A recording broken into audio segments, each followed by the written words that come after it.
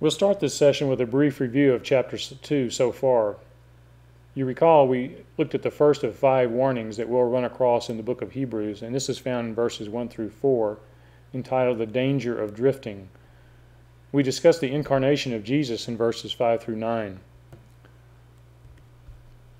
I've entitled our next paragraph as Glorification, but this is the glorification of man according to the purpose of God, achieved through the work of Jesus. Verses 10 through 13 of Hebrews chapter 2 read, "For it was fitting for him, for whom are all things, and through whom are all things, in bringing many sons to glory, to perfect the author of their salvation through sufferings. For both he who sanctifies and those who are sanctified are all from one Father. For which reason he is not ashamed to call them brethren, saying, I will proclaim your name to my brethren. In the midst of the congregation I will sing your praise. And again, I will put my trust in him."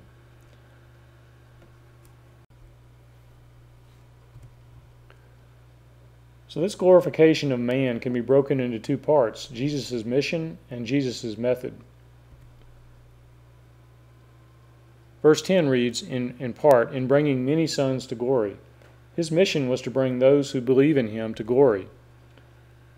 Be careful to keep track of the pronouns he and him in these next few verses. The New International Version uses God instead of him in verse 10, as the Father was doing the perfecting of Jesus, the author of salvation. The term author can also mean captain, and the Greek word used here is the same word from which we get architect. It's also the same word that's seen in Hebrews 12:2, where Jesus is called the author and perfecter of our faith. Now, Jesus accomplished his mission by a 3-pronged method. Again, verse 10 reads in part, "To perfect the author of their salvation through sufferings." So Jesus' method was to be perfected through suffering.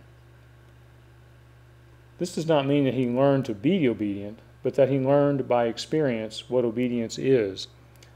And it does not mean that he was not perfect before, but that his perfection was established by his obedience in his suffering, because his obedience was tested. An obedience that is not tested is not really an obedience at all. We learn obedience when we are put in a situation where we don't want to be obedient. If we wanted to be obedient, where would be the testing? Verse 11 says, "For he was not ashamed to call them brethren." So he became one of us, so that we are now called his brethren. And also notice that this comes after the suffering. Verse 13 says, "And again, I will put my trust in him." So Jesus walked by faith. This verse is a quote from Isaiah 8:17. It's a messianic verse and depicts Jesus in his humiliation as a man. And because he was man, he exercised faith. This verse in Isaiah is part of the passage from Isaiah 8 verses 5 through 18 to show that Jesus as a human, yet he was superior to the angels, and also in fulfilling Psalm 8. And if you recall, we looked at a quotation from Psalm 8 in our last study. But that man would be elevated in glory above that of the angels. Be sure and spend some time grappling with our so what questions for this session. When or how was your obedience tested lately? Did you pass the test? Secondly, the Greek words for testing and temptation are the same. What do you think Jesus meant when he prayed, "Lead us not into temptation," seen in Luke 11:4? Also consider that if the Greek word for test and temptation are the same, what determines the proper usage of the English word test or temptation in a passage?